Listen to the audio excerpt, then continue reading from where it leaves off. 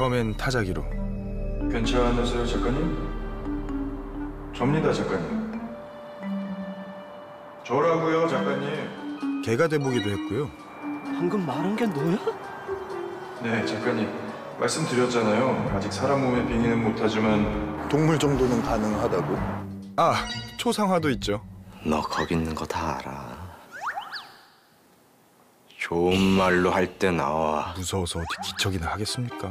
나와! 사람 빼고 어디에도 몸을 숨길 수가 있죠. 그게 바로 지금 제 모습입니다.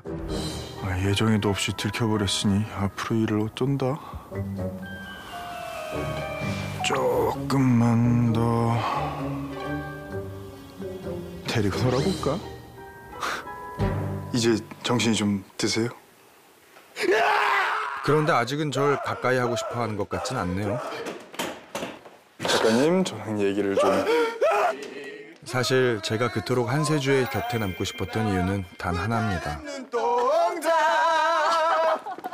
부탁드립니다. 그 소설을 완성해 주십시오.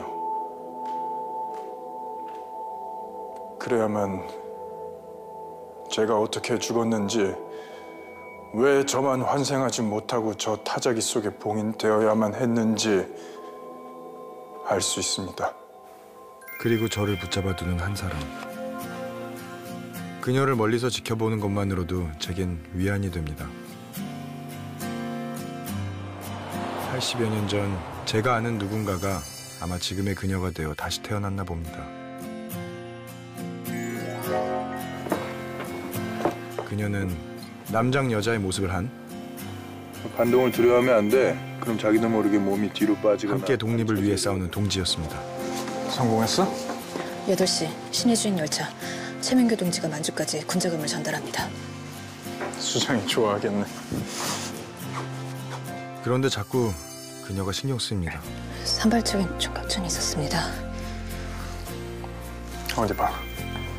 떨어져요. 경찰 붙었어요.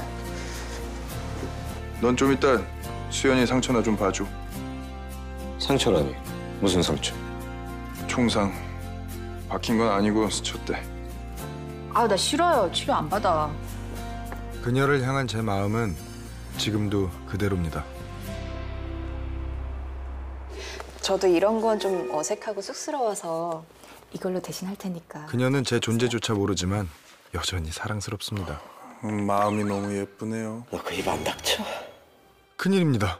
한세주는 저한테 한 말인데 전설이 오해한 것 같습니다.